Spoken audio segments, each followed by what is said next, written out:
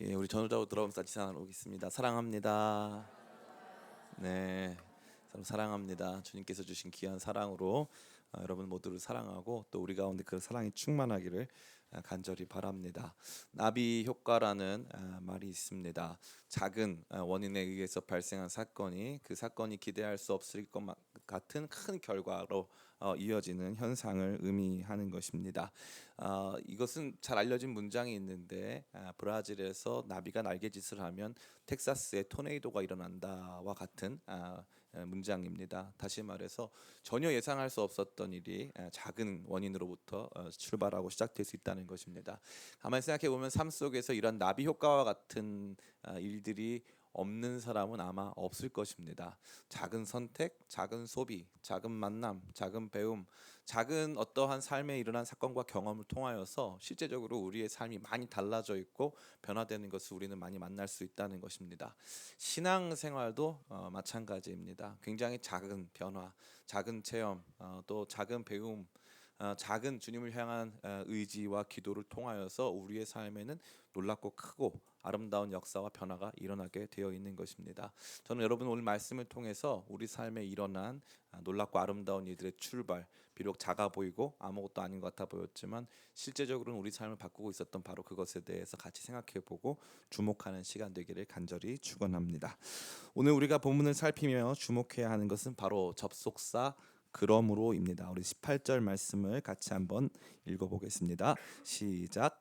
그러므로 예수께서 이르시되 하나님의 나라가 무엇과 같을까? 내가 무엇으로 비교할까? 아멘. 그러므로라고 시작되어 있습니다. 우리가 본문 말씀을 이해하는 과정에서 우리의 모든 관심의 초점은 저 자신은 무엇이고 누룩은 무엇이냐, 왜 하필이면 자기 밭에 심었냐, 이러한 세부 사항에 집중될 때가 많이 있는데 더욱 중요한 것은 바로 그러므로라고 하는 이 접속사입니다. 그러니까 이 말씀을 제대로 이해하기 위해서 예수님이 왜 이 비유를 드셨는지를 알기 위해서는 그러므로가 나타나는 그 앞의 내용을 잘 이해해야 한다는 것을 말해주고 있는 것이죠. 앞선 내용은 무엇이었습니까? 예수님께서 안식일에 회당에 있던 18년 동안 구부러져서 조금도 펴지 못한 여인을 치유하신 사건, 그리고 그것으로 말미암아 사람들에게 안식일에 대한 관념을 바꾸어 주신 그 사건이 바로 이 앞에 등장하는 내용이 되는 것입니다. 그리고 나서 예수님께서 그러므로 내가 하나님의 나라를 어떻게 비교하여 너희에게 설명할까라고 말한 거 보니까 예수님께서 그 여성을 치료하시고 사람들에게 안식일에 대한 개념을 바꿔주신 일과 하나님의 나라가 굉장히 연관성이 있다는 것을 우리는 직감할 수 있습니다.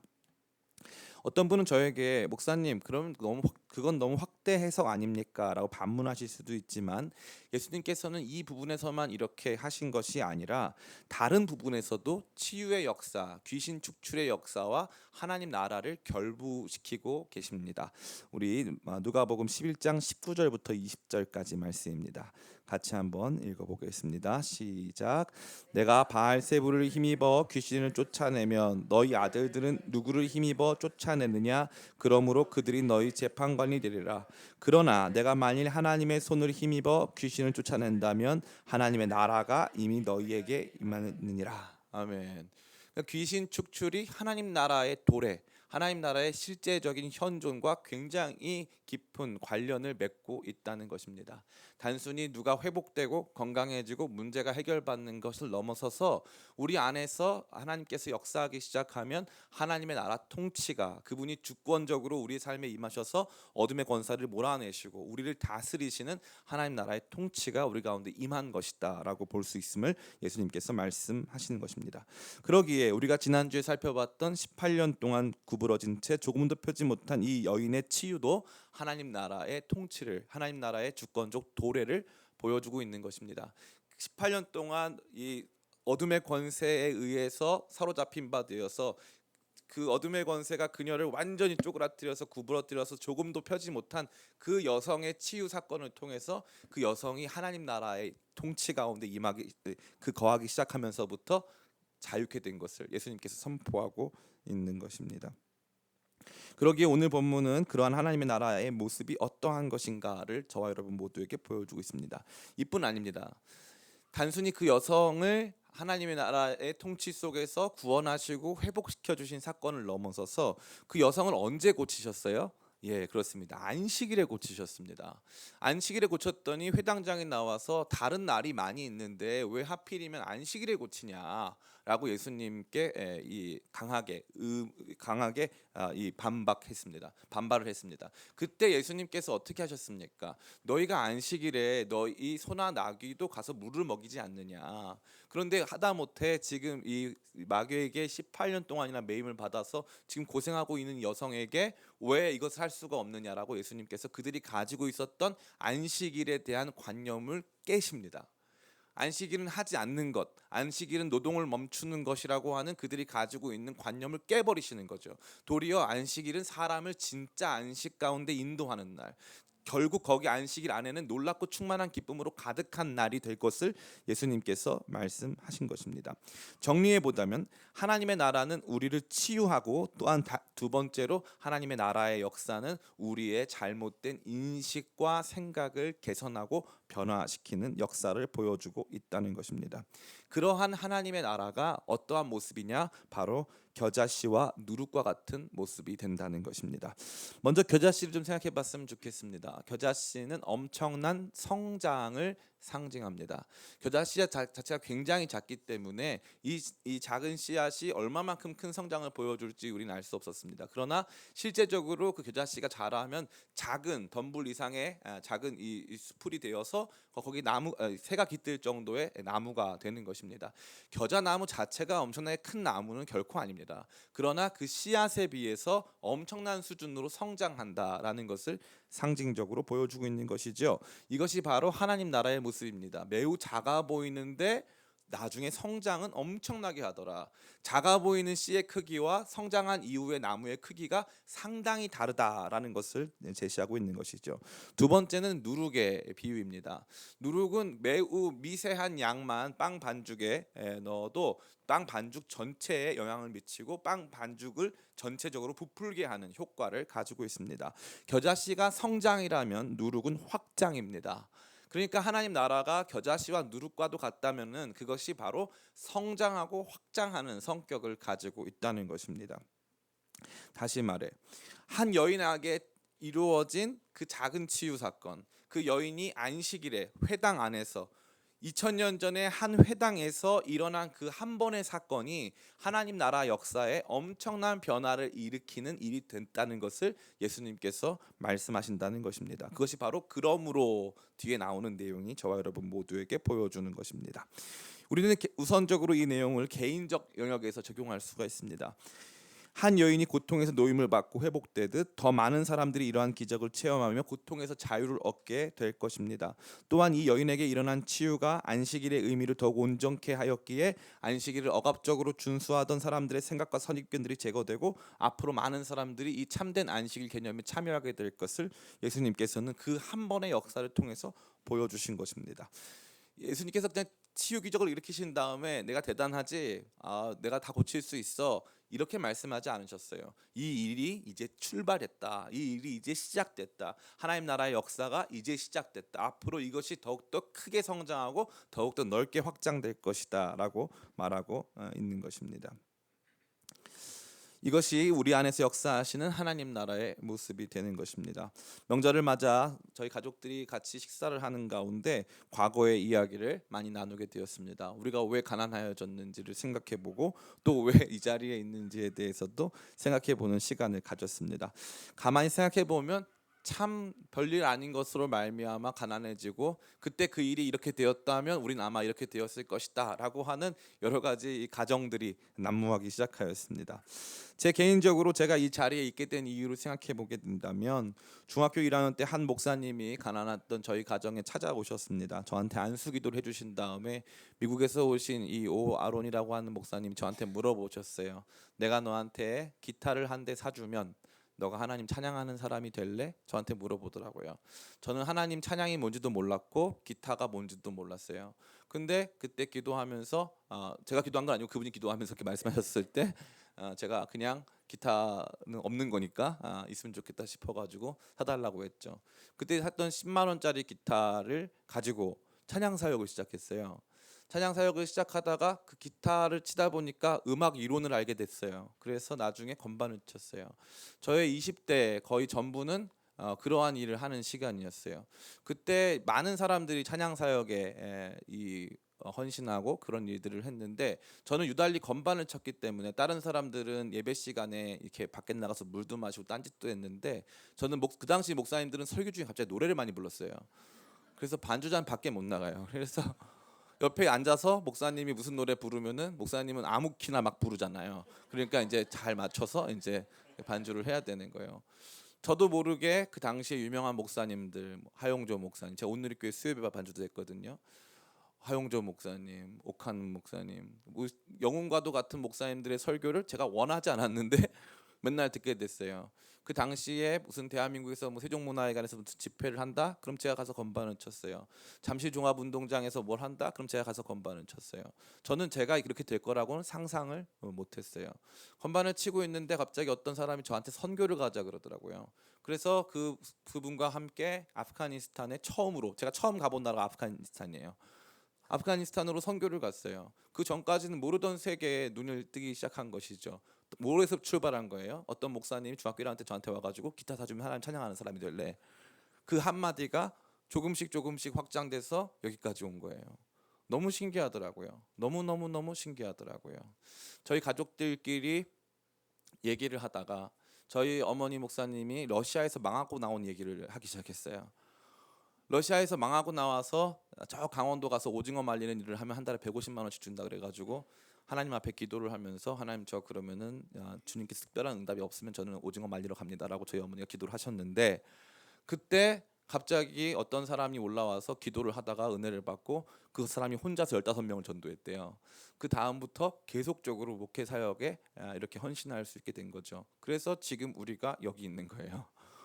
너무 신기하죠. 다 이해할 수가 없어요. 하나님의 나라 역사는 꼭 그래요. 꼭 그래요. 우리가 봤을 때는 크고 위대한 사람들이 만들어가는 역사 같아 보이지만 그렇지 않습니다. 조금 더 대단한 일들, 마치 우리가 무슨 대한민국 최고의 대학교에 입학을 하고 가장 좋은 회사에 들어가고 엄청난 상을 수상하고 돈을 많이 벌고 로또에 당첨되는 등 우리가 봤을 땐 겨자씨보다는 큰 것 같은 그러한 일들이 일어난다고 하나님의 나라가 역사가 바뀔 것 같아 보이는데, 그렇지 않다는 거죠. 18년 동안 완전히 구부러진 채 아무것도 할 수 없었던 한 여인의 삶에 어느 날 그 안식일 회당에서 일어난 작은 한 사건이 성경에 기록되어서 그 일로 말미암아 수많은 사람들이 예수님의 치유의 역사를 함께 동일한 모습으로 경험하는 것 같은 하나님의 나라 역사의 성장과 확장이 있듯이, 한 개인 안에도, 여러분의 개인적 삶 안에도 이러한 나비 효과와 같은 하나님의 은혜의 충격들, 하나님 나라의 엄청난 도래의 역사가 있다는 것입니다. 전 여러분들이 그것을 기억하게 되시길 간절히 축원합니다.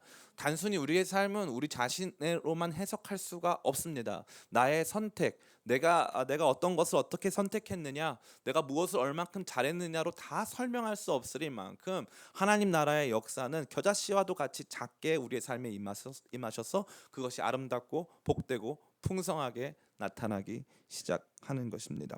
그러기에 우리의 삶은 중요합니다.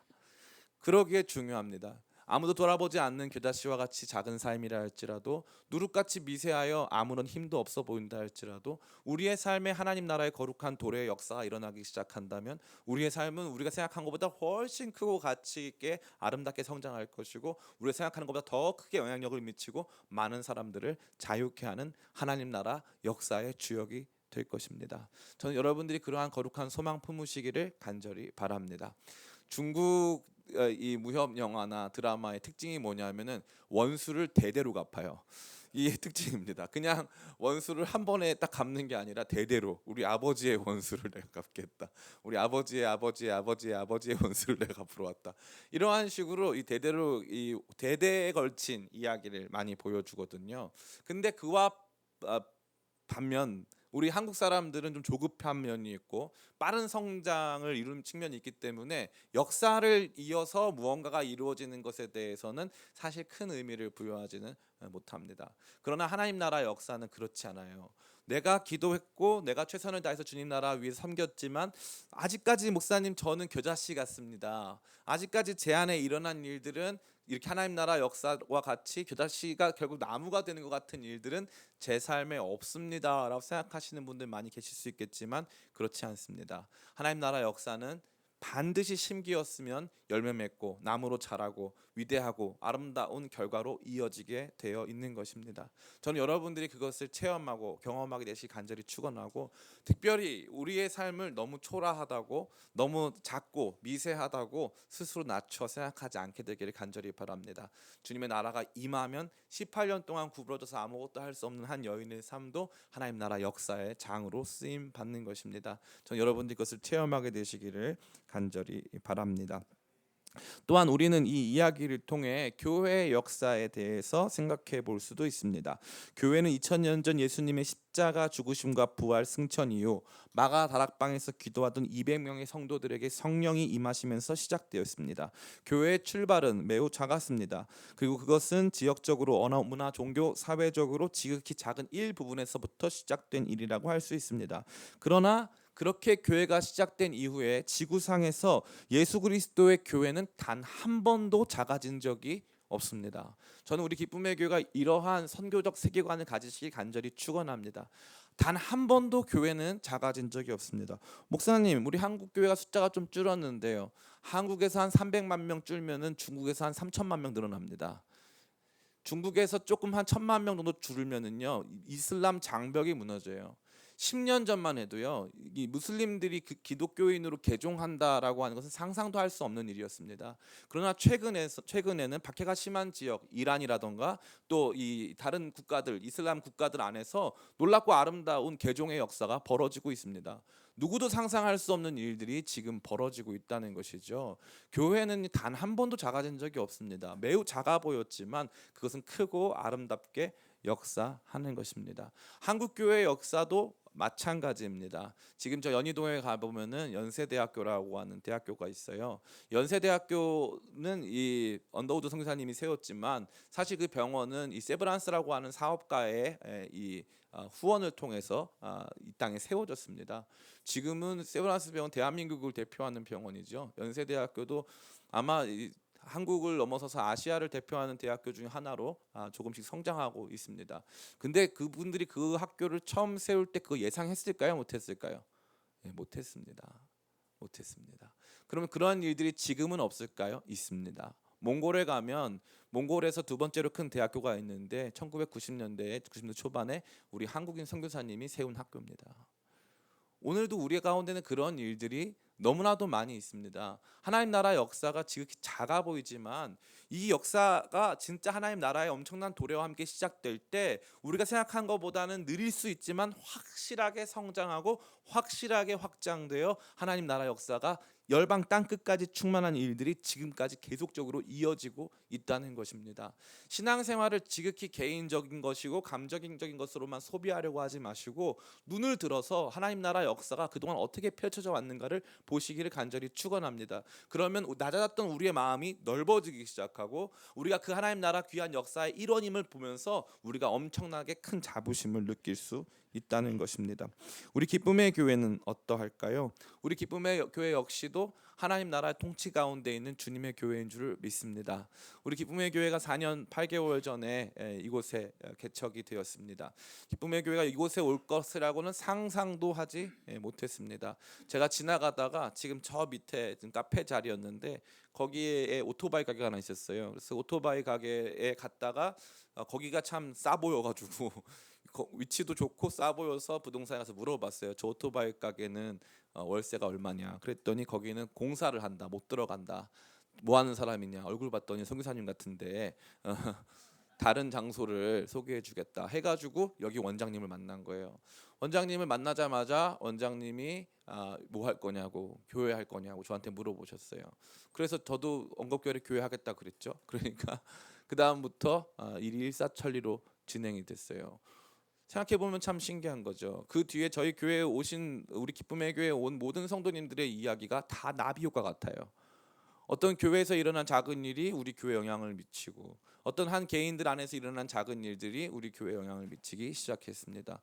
우리 여기 앉아 있는 주인의 간사 정도란 자매는 지나가다가 국제 예배 포스터를 보고 그럼 내가 여기서 헌신해야 되겠다. 막상 들어와서 국제 예배를 많이 안 섬겼어요. 그래서 오히려 교회 일꾼이 됐어요. 포스터 한 장 본 게 교회 간사가 됐어요. 신기한 일이죠. 얼마나 신기한 일이 많은지 모르겠어요.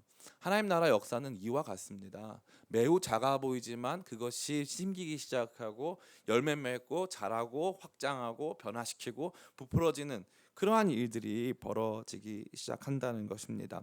우리는 우리 개인의 이야기로부터 출발하여서 교회의 이야기, 한국 교회의 이야기, 기쁨의 교회의 이야기로 이어지는 하나님 나라 역사의 위대한 이야기를 보았습니다. 사람들이 요즘에 청약 많이 듭니다.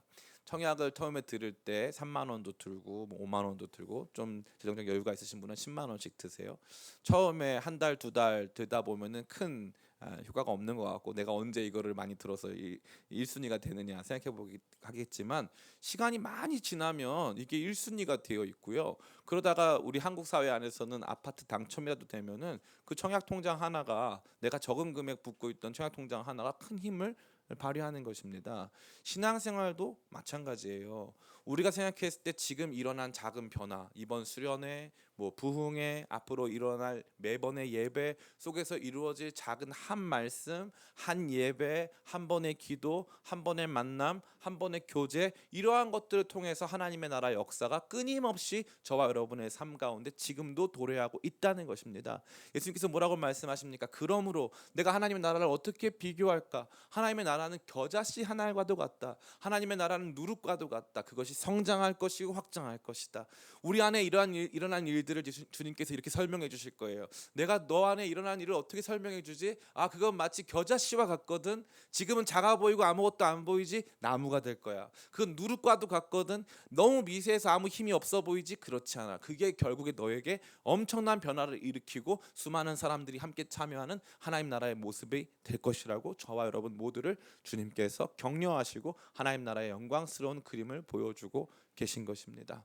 오늘 기도하며 힘겹고 어려운 삶의 시간들을 보내고 계신 분들 계시다면 저는 예수님의 이름으로 여러분 위로해 드리기를 원합니다.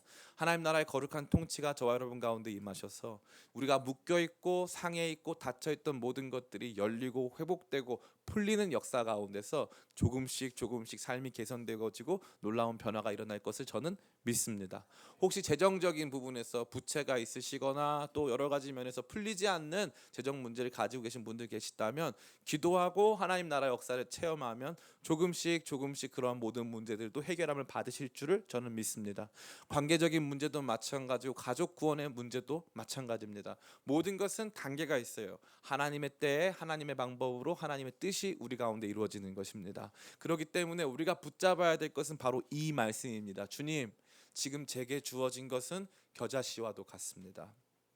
우리 기쁨의 교회도 마찬가지죠. 지금 이 시점은 올해까지가 우리 개척 멤버고 내년부터는 아니잖아요, 그죠?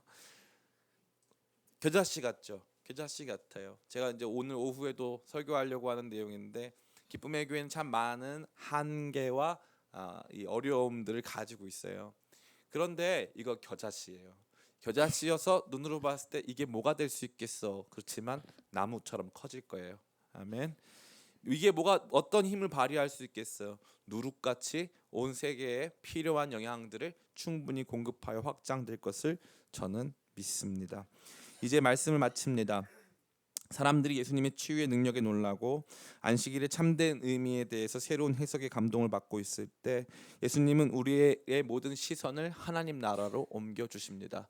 우리가 고침받고 회복되는 것은 그저 예수님이 테마사, 이름난 테마사쯤 돼가지고 여러분 내어 쫓는, 여러분에게 있는 어둠의 권세 내어 쫓는 그러한 분이 아니시고 하나님 나라가 우리 가운데 임하고 있음을 보여준다는 것입니다. 성도는 하나님 나라 시민이고 하나님의 통치권 안에 사는 것입니다. 따라해 볼까요? 나는 하나님의 통치 아래 살고 있습니다. 예, 우리는 하나님의 거룩하고 영광스러운 통치 아래 살고 있는 것입니다. 그것이 주님께서 저와 여러분 모두에게 주시는 말씀이에요. 근데 그 하나님의 통치가 지극히 작아 보입니다.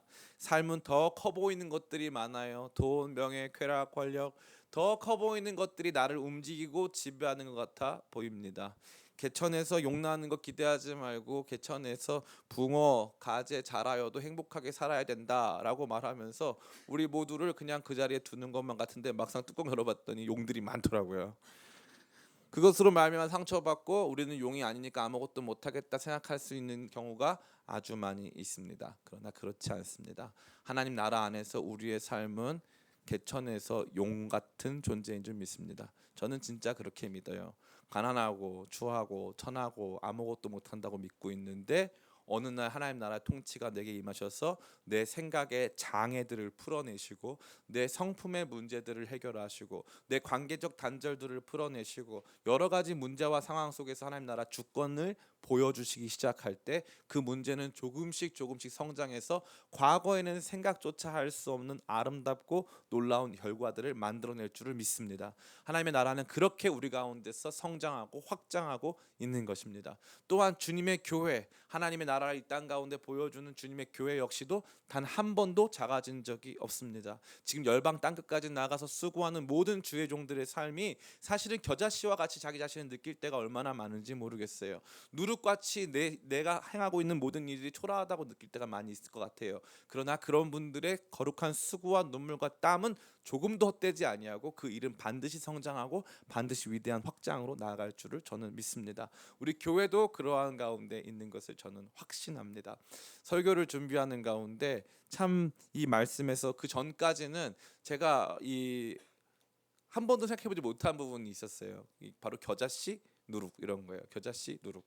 이 설교 제목이 너무 중요해서 겨자씨 누룩으로 할 거냐 누룩과 겨자씨로 할 거냐를 가지고 제가 너무 고민을 많이 했어.